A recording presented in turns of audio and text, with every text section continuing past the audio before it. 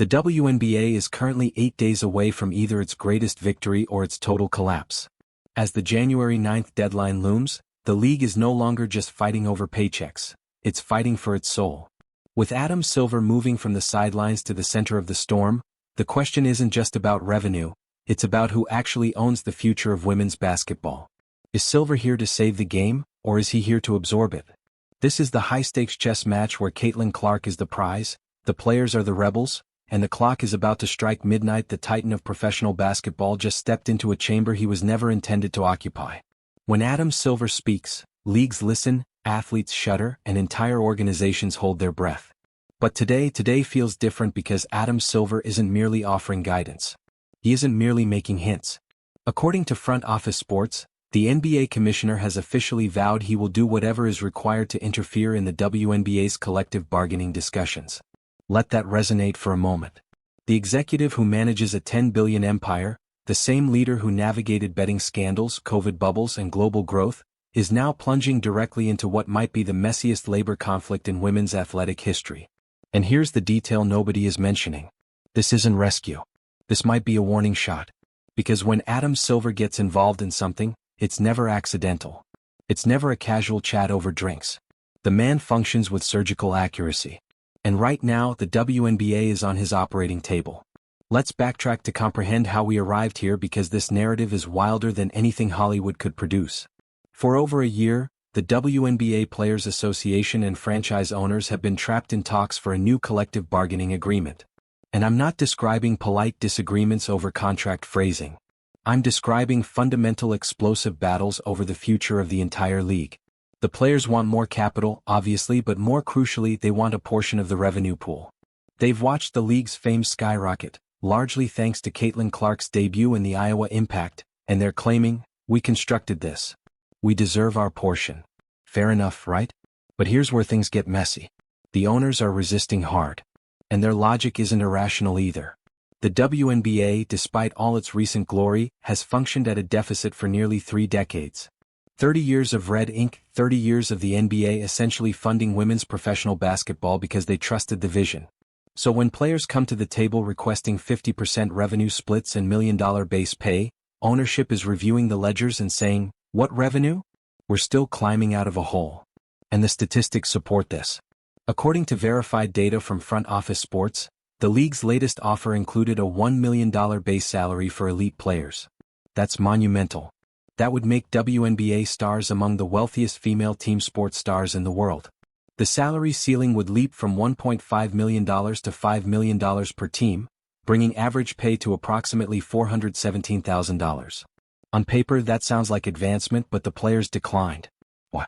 Because the revenue-sharing structure wasn't what they demanded.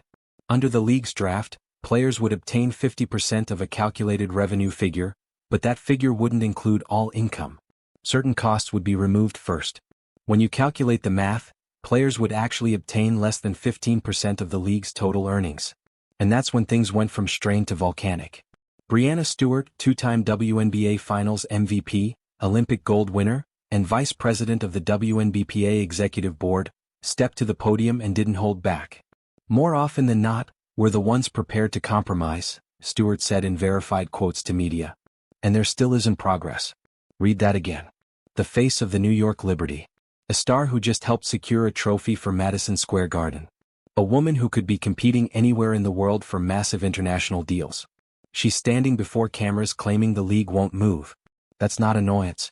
That's a manifesto. But here's the pivot that alters everything. Adam Silver watched this happen.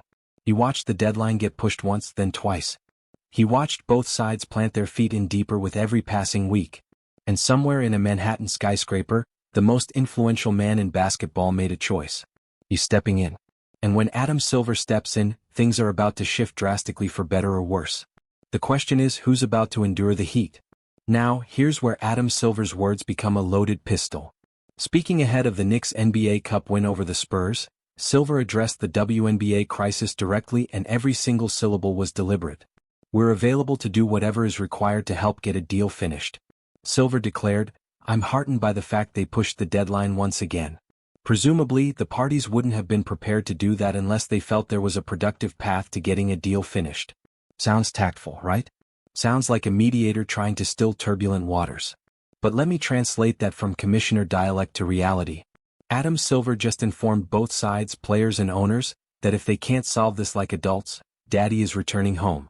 And when Daddy returns home, somebody's getting disciplined. See, what most people don't grasp about Adam Silver is his history. This is the same man who ousted Donald Sterling for life within days of a controversy erupting. The same commissioner who overhauled the entire NBA during a global crisis. The same boss who's currently steering gambling probes and potential European growth simultaneously. When Adam Silver says he'll do whatever is required, that's not an offer of assistance. That's a warning wrapped in a handshake. And both sides realize it. But here's the part that should alarm WNBA players. Adam Silver's primary duty isn't to the WNBA. His primary duty is to the NBA. The WNBA exists in many ways because the NBA permits it to exist. The NBA has offered financial support, structure, broadcast alliances, and status for nearly 3 decades. So, when talks threaten to destroy the entire league, Adam Silver isn't thinking about player rights or revenue equity. He's thinking about shielding his asset. And right now, that asset is hemorrhaging. Let's discuss data. Real verified data that depicts a scenario nobody wants to face. The WNBA's average turnout in 2024 surged significantly, largely fueled by the Caitlin Clark event. Indiana Fever games became the hottest ticket in women's athletics. Television ratings climbed. Merchandise sales boomed. Social media buzz went through the roof. By all visible metrics, the WNBA is flourishing. But here's the gritty truth hidden beneath the hype. Increased fame doesn't automatically equal profitability. Television contracts take time to update. Sponsorship deals are sealed for years. Stadium deals have fixed terms. The revenue wave everyone is celebrating, most of it won't transform into actual cash for ownership groups until future contract periods. Meanwhile, player pay must be paid now. Training centers must be funded now. Travel bills are due now. Charter flights, which players correctly sought and gained, cost cash now. So when Breanna Stewart and the WNBPA say they want 50% of revenue, ownership isn't being selfish by resisting. They're looking at fiscal sheets that still show red ink and wondering how to keep vows they might not be able to honor. But here's the rebuttal that makes this whole crisis so volatile. The players aren't foolish. They have reps. They have financial consultants. They have union chiefs that understand commerce. And they're looking at something ownership doesn't want to discuss: future value. The WNBA's next media rights package is estimated to be worth significantly more than the current deal. We're discussing a potential jump from $60 million annually to potentially $200 million or more. According to market experts, sponsorship deals are forming. Expansion teams are selling for $50 million each, up from essentially nothing just a few seasons ago. The players see the writing on the wall. They know the league is about to peak financially and they're claiming, "We want our portion secured now before you try to undercut us later." It's a chess duel. And both sides think they're 3 steps ahead. But what neither side expected was the third participant entering the game. Adam Silver isn't here to discuss. He's here to command. And according to sources close with the situation, his patience is fading dangerously fast. The January 9th cutoff was the second delay allowed. Both sides vowed to keep talking, which Silver publicly hailed as a sign of movement, but behind closed doors the atmosphere was reportedly far less hopeful. Players told Front Office Sports directly that they don't believe a deal will get finished. Think about that. The people at the bargaining table, the actual players battling for their financial lives, are telling journalists they don't think it's going to work. That's not gloom. That's a 5-alarm blaze. And if talks fail entirely, if the players choose to strike, if ownership elects to lock them out, the results would be devastating. But there's one factor nobody is discussing clearly. One force that could alter everything, and it has a name: Caitlin Clark. 2 words that altered the entire financial course of women's basketball. 2 words that have ownership firms salivating and seasoned players grappling with complex feelings. 2 words that might ultimately decide whether the CBA talk ends in triumph or tragedy. Because here's the truth.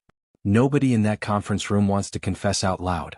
The WNBA's sudden peak in value. The television ratings that stunned broadcasters. The packed stadiums that hadn't seen crowds like this in decades. The gear flying off racks faster than they can stock it. One athlete did that. Not the union. Not the league's promo department. Not some smart strategic plan from ownership.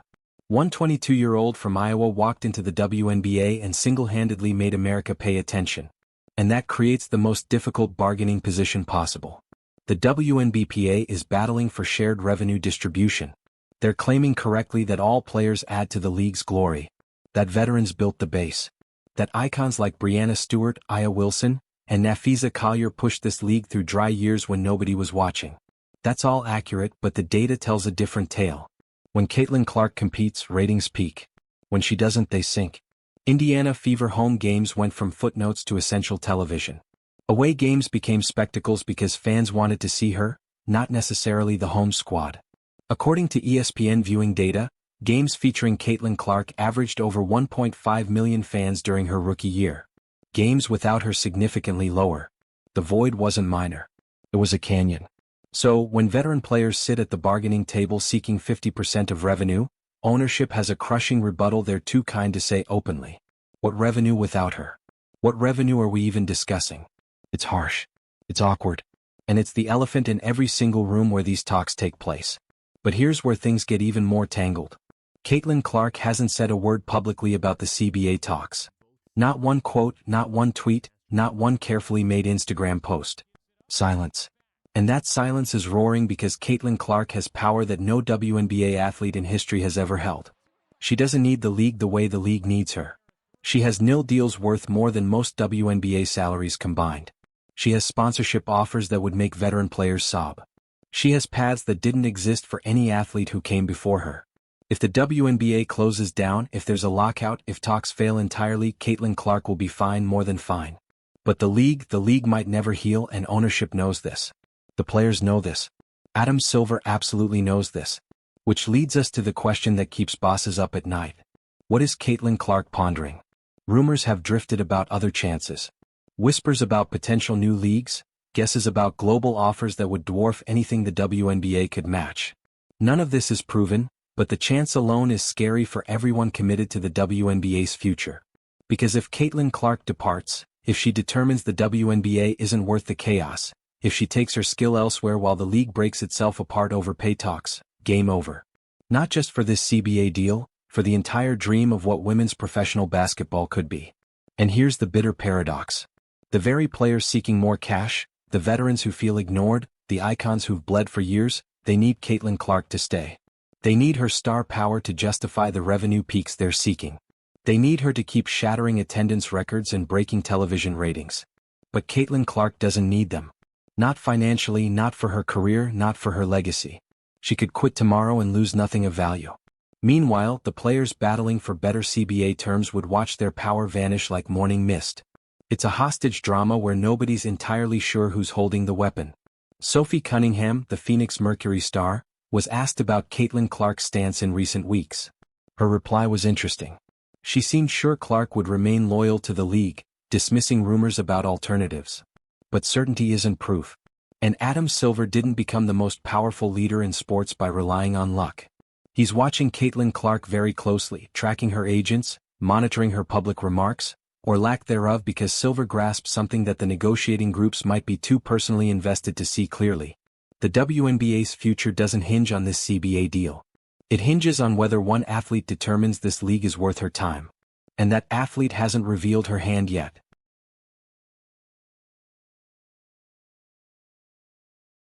But there's another hurdle that makes this situation even messier. Another clash of interests that's raising eyebrows across the athletic world, and it involves the very people sitting at the bargaining table. Unrivaled is the name on everyone's tongues. The new league that debuted in January 2025 with vows of transforming women's basketball. The daring project crafted to give top athletes a competitive, lucrative path during the WNBA break. And it started by two of the most famous names in the sport. Breanna Stewart, Nafisa Collier. Two icons, two winners, two women who have given everything for the game they adore. Also, two people sitting directly at the WNBA collective bargaining conference table. And that's where things get very, very awkward. See, Breanna Stewart isn't just a player rep in these CBA discussions. She's the vice president of the WNBA executive board. She's one of the most dominant voices in the room. When Stewart talks, other athletes listen. When Stewart takes a stance, the union often follows. She's also co-owner of a rival basketball league. Do you see the issue? If WNBA talks fail, if players strike, if owners lock them out, if the 2025 year gets stalled or axed, who gains? Unrivaled gains. Suddenly, the upstart league isn't just an off-season choice. It becomes the only show in town. Players who would normally be training for WNBA training camp would have nowhere else to go. Fans hungry for women's basketball action would rush to whatever product is ready. A WNBA collapse would be a disaster for most players. But for Unrivaled, it might be the best thing that could possibly occur. Now, I want to be perfectly clear here. There is no proof, none at all, that Breanna Stewart or Nafisa Collier are intentionally ruining CBA talks to help their side project. These are two athletes with flawless reputations who have spent their careers to lifting women's basketball. But image matters, optics matter, and the optics of this drama are awful. Imagine you're a WNBA owner sitting across the desk from Breanna Stewart. She's seeking terms you consider extreme. She's dismissing offers you believe are more than generous. And in the back of your head, you're thinking, does she actually want this deal to crash? Maybe that's cruel. Probably that's cruel. But humans aren't robots. Doubt creeps in whether we want it or not. And it's not just owners asking these questions. League insiders have quietly voiced worry about the dual tasks Stewart and Collier perform. Not openly. Nobody wants to attack two iconic winners, but in secret chats, the conflict of interest has become a real topic of debate. Front office sports and other sources have noted this friction in their reports. The questions are out there, moving through the basketball world like echoes in a crowded gym. Can Breanna Stewart truly bargain in good faith for the WNBA when she has financial stakes elsewhere? Can Nafisa Collier push for a CBA win when a failed talk might lift her own league status? These aren't charges, they're queries, and the fact that they're being voiced at all shows you how messy this drama has become. Here's the extra layer that makes this gripping. Unrivaled debuted with massive hype. Top stars joined on. The media quality was professional. The 3x3 style provided something distinct from classic basketball, but the league's long-term health remains unclear. Early viewing stats have been small. The basketball world is watching closely to see whether Unrivaled can keep interest beyond the first curiosity stage. Some experts believe it has real promise. Others think it's a dream project that will battle to find a steady crowd. If the WNBA remains healthy and robust, Unrivaled remains what it was built to be, a fun winter chance. But if the WNBA crashes, Unrivaled could crown itself as the future of women's professional basketball in America. That's not paranoia theory. That's just market logic. And Adam Silver understands commerce better than almost anyone in sports. Which is why his role in these talks takes on a different scope when you view the Unrivaled factor. Silver isn't just trying to fix a CBA deal. He's trying to stop a world where the WNBA, a property the NBA has backed for nearly 30 years, gets eaten by a rival started by its own lead athletes. The irony would be almost poetic if it weren't so potentially lethal. Players seeking more cash from a league they might accidentally kill while building an option that would rise from the rubble. Of course, there's another view. Maybe Stewart and Collier are playing chess while everyone else plays checkers. Maybe Unrivaled is actually power, a proof that players have paths, that they don't need the WNBA to survive, that ownership better take their claims seriously or watch their icons depart. If that's the plan, it's genius. Cold but genius. Create rivalry. Force ownership to acknowledge your worth. Bargain from a spot of power rather than fear. But power is a risky game. Push too hard and the whole setup breaks. And right now the setup is shaky. Because the January 9th cutoff isn't just a date on a calendar. It's a fuse. January 9th. Circle that day. Mark it. Ink it on your skull.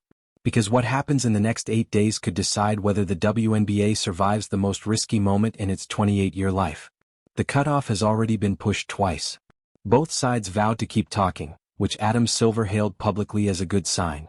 But behind the hopeful press releases and carefully chosen quotes, the reality is far darker. According to sources who talked with front office sports, meetings are occurring almost daily. Offers are being set. Statistics are being calculated. Attorneys are earning their pay.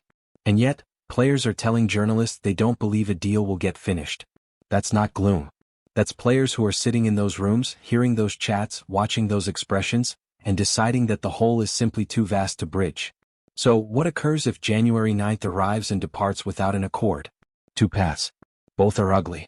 Scenario 1: the players strike. WNBA players have the legal path to refuse to play if they believe ownership isn't bargaining in good faith.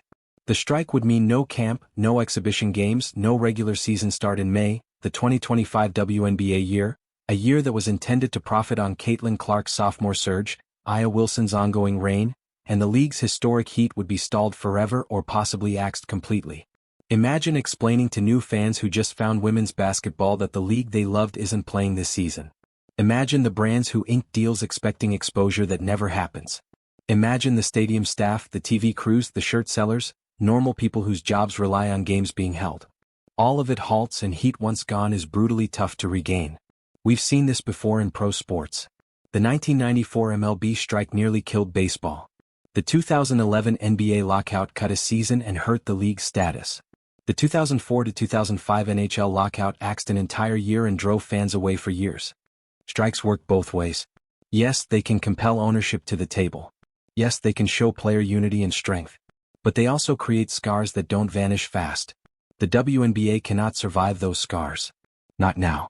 Not when everything is finally starting to work. Scenario 2. The owners lock players out. This is the ultimate weapon from the other camp. If ownership feels players are being greedy, if they decide that no deal is achievable under current claims, they can simply close the gates. No drills, no games, no checks. A lockout puts the money stress directly on players. Most WNBA stars don't have the funds to endure months without pay. Unlike NBA stars who average $9 million yearly, WNBA stars are working with a tiny bit of that. Even the top-paid icons would feel the pain eventually. Ownership knows this. And in a lockout world, time becomes their tool. Wait long enough and players get desperate. Debts rise, homes come due, families must be fed. Eventually, the union bond snaps, and players start taking whatever terms are given just to return to work. It's heartless. It's grim, and it's exactly how labor wars have been won throughout pro sports history. But here's what makes this drama unique. WNBA owners aren't joined the way players guess. Some ownership teams are dedicated to women's basketball as a long-term goal. They trust in the product. They're prepared to lose cash now for future wealth. These owners might actually back better deals for players because they grasp that happy, well-paid stars create a better show. Other owners, they're seeking exits. Not every WNBA team is a passion goal. Some are merely fiscal assets that haven't paid off. And if labor war makes the league more grief than it's worth, those owners might be perfectly glad to walk away. The growth wave has created openings.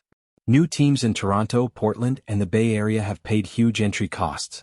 If current owners can sell their clubs to new buyers at a gain, why would they fight through a messy lockout? Better to exit while the getting is good. This split ownership world is something the WNBPA might be ignoring. They're bargaining as if they're meeting a united wall. In truth, they're meeting a group with wildly different goals. Some owners want to protect the league. Some want to gain from its sale. Some might be perfectly fine watching it crash. And Adam Silver, he's tracking all of this happen while weighing which result helps the NBA's goals best. Because make no mistake, the NBA has goals here. Vital goals. The WNBA functions using NBA systems, shared promo tools, joint broadcast talks, linked sponsor ties. If the WNBA fails in dramatic way, it doesn't just damage women's basketball. It shames the NBA. It makes Adam Silver look like he couldn't handle a wing under his control.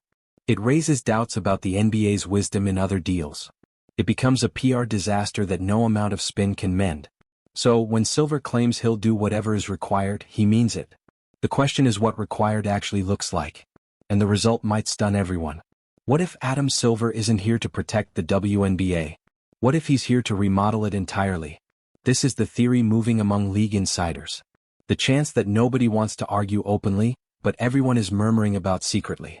The path that could explain why the most powerful leader in sports has suddenly joined talks that technically aren't his duty. Adam Silver might be readying for a takeover. Not a mean takeover, nothing loud like that, but a deep remodeling of how the WNBA works, who rules it, and what it becomes in the next decade. Let me explain. Right now, the WNBA works as a solo firm from the NBA. Yes, they share tools. Yes, NBA owners have shares in WNBA clubs. Yes, Adam Silver technically leads both leagues, but the WNBA has its own leader, Kathy Engelbert, its own board of chiefs, and its own path-making chain. That freedom was planned. The WNBA was crafted to stand on its own, to build its own brand, to show that women's professional basketball could thrive without being totally sucked by its bigger peer. For 28 years, that freedom has been kept. Sometimes proudly, sometimes barely. But what if the CBA wall is the moment that alters everything? Think about it from Adam Silver's view. He's watching a league he's funded and break itself apart. Players and owners can't agree on basic goals. Deadlines keep getting pushed with no fix. The heat that Caitlin Clark made is at risk of cooling. Rival leagues like Unrivaled are rising to take talent. And the people leading the WNBA can't seem to mend it. If you're Adam Silver, a man known for bold steps, for fixing issues that seem impossible, what do? You enter not as a coach, as a boss. There are whispers that the NBA could act to merge its rule over the WNBA more openly. That the current lead system with its solo chief and split ownership might be swapped with something more focused, something Adam Silver rules totally. This would be shown as a help mission, of course, a kind act to protect women's basketball from its own mess. Silver would cast it as giving peace, tools, and elite leadership that the current setup can't provide. And honestly, some people would love it. Fans annoyed with the CBA mess would value someone finally taking charge. Casual fans who just want to watch basketball would be glad. Even some players might like NBA-level lead over the current fog. But there's a darker side to this chance. If the NBA takes total rule, what happens to the WNBA soul? What happens to the player power that's marked the league since its start? What happens to the spirit of protest, parity, help, and social justice that WNBA stars have led more than any other pro sports league? The NBA isn't exactly famous for cheering its players to shake the boat. Remember when LeBron James spoke out about Hong Kong? The NBA's act was messy. When players wanted to wear social justice notes on shirts, the league eventually let it, but with rules and limits that some felt thinned the point. WNBA players have been different. Braver, more ready to take tricky spots and face the results. From the Atlanta Dream's move against their own boss to league-wide aid for Black Lives Matter to vocal help for LGBTQ+ rights, the WNBA has been bravely political in ways the NBA has dodged. Would that stay under direct NBA rule? Maybe, maybe not. But the players seeking this CBA deal aren't just seeking cash. They're seeking to keep the world they've made, the brand they've forged, the spot where women stars can be fully themselves without brand bosses always fixing their face. That's worth seeking for, even if it means losing everything. Which brings us back to Breanna Stewart and her thoughts about Adam Silver's potential role. When asked about Silver joining talks, Stewart said his role would be welcome. On the top, that seems like a nod. A lead player asking the chief to help fix the mess. Unity and teamwork, but read it again. Stewart didn't say Silver's role was vital. She didn't say players were begging for his move. She said it would be welcome. That's polite dialect. Wary dialect. The kind of dialect you use when you know the lenses are on and every term will be parsed. What Stewart didn't say is far more curious than what she did. She didn't say players trust Silver to be just. She didn't say his role would lead to a better win. She didn't voice hope that NBA move would help player goals. Welcome isn't the same as wanted. And the WNBPA has good cause to be wary because Adam Silver's history on labor paths isn't exactly player kind. Let's talk about Adam Silver's past with labor talks, because if WNBA stars think the NBA leader is riding in on a white horse to protect them, they might want to check the film. In 2011, Adam Silver was the NBA's second boss when the league shut out its players for 161 days. That lockout, the second longest in NBA history, was harsh. Players lost checks, fans lost games, the entire basketball world felt, and when the dust settled, owners won. The players' portion of basketball-related cash fell from 57% to roughly 49% and 51%. Based on cash levels, the peak contract length was cut. Salary cap rules grew. The players' board took terms that were by most views much worse than what they'd been seeking for. Adam Silver was in the room for all of it. He wasn't a guest. He wasn't just taking notes. He was a lead brain of the owner plan that brought players to their knees. Now, to be fair, Silver wasn't the top boss. David Stern was still leader at the time, but Silver was Stern's right-hand man, his picked heir. The boss being trained to take over the entire firm. The lesson silvered from 2011. Calm and heat when labor wars. Ownership teams have deeper purses. They can last without games longer than players can last without checks. If you're ready to take short-term hurt, you can gain long-term wins. That's the view Adam Silver brings to every talk. So when he says he'll do whatever is required to fix the WNBA mess, players should be asking required for whom? Because what's required for owners might look very distinct from what's required for stars. Here's another gritty fact. The NBA's current collective bargaining deal, the one Silver made as leader, isn't exactly a star of player power either. Yes, NBA stars make huge wages. Yes, top deals can pass $50 million yearly. Yes, the league icons live like kings, but the setup helps owners more. The salary cap tool limits player shifts. The luxury tax hurts clubs that spend free. The draft forces young stars to take low-market deals for years before they can talk free. And when players act for more, ownership acts back hard. Remember Kevin Durant's grief with the press heat he felt for joining Golden State? Remember the blame players get every time they seek moves or use their small free agency rights? The NBA's setup is built to give owners rule while making the myth of player choice. That's the tool Adam Silver keeps. And now he's bringing that view to the WNBA. WNBA players should be very, very wary about what they hope for, because here's the scene that keeps union chiefs up at night. Adam Silver enters talks. He brings his name, his power, his weight. Both camps feel heat to show path because the top boss is looking. A deal gets told with great noise. News hails the epic new deal. Everyone shakes hands and beams for lenses. And when players actually check the small ink, they've been beat. The salary leaps look grand in news notes, but come with rules that limit real pay. The revenue splits sound big, but is work using tools that cut player pay. The wins are fake while the base perks stay with ownership. This isn't fear. This is how smart labor talks often work. Announce the wins, hide the losses. By the time stars see what they actually signed, the CBA is fixed for years and the power they had, the heat, the fan aid, the threat of mess is gone. Is this surely what will occur? No. Is it possible? Truly. And WNBA players would be blind to think Adam Silver is their friend. But here's the rebuttal that makes all harder. Adam Silver truly seems to love women's basketball. His public notes have always backed WNBA gain. He's pushed for more funding. He cheered the league icons and pushed their feats. When Caitlin Clark event flared, Silver was among the first to see its worth. Unlike some leaders who view women's games as tasks or afterthoughts, Silver seems to see the WNBA as a real goal. Maybe that's cold. Maybe he sees the market chance and is simply placing himself to gain. Maybe the kind talk is just PR work from a smart boss. Or maybe he truly trusts in what the WNBA stands for. Maybe he looks at Breanna Stewart, Aya Wilson, Caitlin Clark, and the rest of these grand stars and truly wants them to thrive. Maybe he grasps that women's basketball earns the same funding and care as men's basketball. Maybe his move isn't about rule, it's about vow. The fact is likely somewhere in between. Adam Silver is a boss and a basketball fan. He's a pro and a fan. He's shielding NBA goals and truly placed in WNBA luck. Both things can be true at once, which is exactly what makes this world so hard to guess, because nobody knows which Adam Silver will show up at the bargaining table. Now let's talk about the beast that everyone keeps hiding around. The cash. Not the fake cash. Not the guest cash. Not the future dream cash that both sides keep saying in their chat points, the actual right now real state of things cash. Because this is where the WNBA talk gets really hard. According to proven fiscal news and league notes, the WNBA has worked at a net loss for basically its entire life. 28 years, nearly 3 decades of red ink. Year after year of owners writing checks to cover the void between cash and costs. The NBA has reportedly funded the WNBA to the tune of hundreds of millions of dollars since the league's start in 1996. That's not help, that's funding, but it's funding that hasn't yet made gains. Now WNBA fans, and I count myself among them, will truly show that this frame is unfair. Women's games have been always low-paid, low-market, and low-value for ages.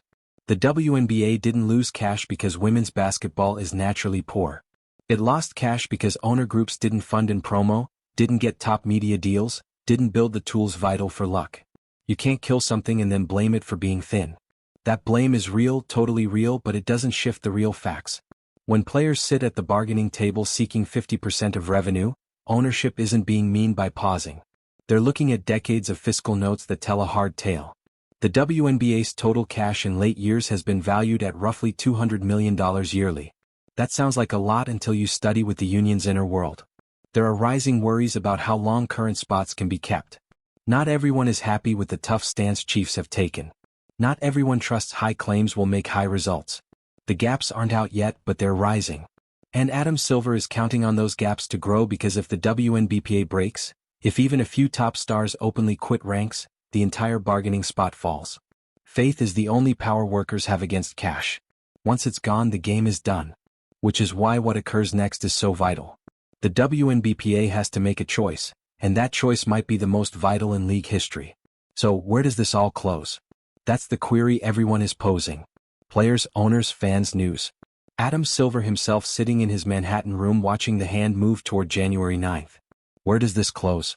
I'm going to give you 3 paths. Not guesses. Nobody can guess the mess of human talk, but chances based on everything we know about the drama. Scenario 1, the last second deal. This is the result everyone hopes for. Both sides looking into the pit of a work stop blink at the last point. In this path, Adam Silver's role offers the vital heat. His presence in the room tells to both sides that loss is not allowed.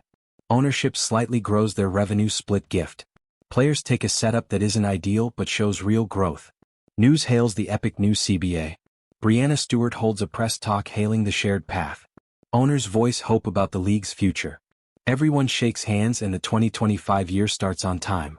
This path needs both sides to place the league's life over their own spots. It needs egos to be placed aside. It needs trust that neither side has fully won from the other. Is it possible? Truly. Is it likely? That's tougher to say. Scenario 2: the long stall. January 9th arrives. No deal. But neither side wants to be blamed for killing the year, so they push the cutoff again. Third time, maybe fourth. Talks stay through February, March, maybe even into April. The regular year start date gets moved back. Training camp is stalled forever. Players grow uneasy but stay joined. Owners grow annoyed but dodge the fatal act of a lockout. Both sides stay talking because the choice is mutual assured death. Eventually, through sheer tire, a deal peaks. Not a grand deal, not a new deal, a middle that nobody adores but everyone can bear. The year starts late, maybe June instead of May. Games are tight, back-to-backs grow, players are tired, level of play falls but the league stays. This path is messy, hurtful, and totally real. Pro sports are full with labor wars that went on far longer than anyone felt because neither side could take loss. Scenario 3: the break. This is the dark scene. January 9th goes. No deal. Talks snap totally. Trust dies. Blames fly in both paths. The WNBA starts a strike or ownership starts a lockout. Either way, the 2025 year is officially in peril. Players split. Some go global. Some join Unrivaled. Some just wait hoping for fix. Weeks pass. Then months. Spring comes with no basketball. The Heat Caitlin Clark made starts to fade. New fans move on to other shows. Brands rethink their deals. And the WNBA, this 28-year test in women's pro basketball, meets a life wall. Not real death but something near. Could the league heal? Likely. Eventually, pro sports leagues have lasted worse but the hurt would be deep. The growth path would be reset. The players who gave their lives for a rule would watch young stars eventually gain from their act or hate them for the mess they made. History would rule, and history's rule is rarely soft to those who burned everything down. The Caitlin Clark factor.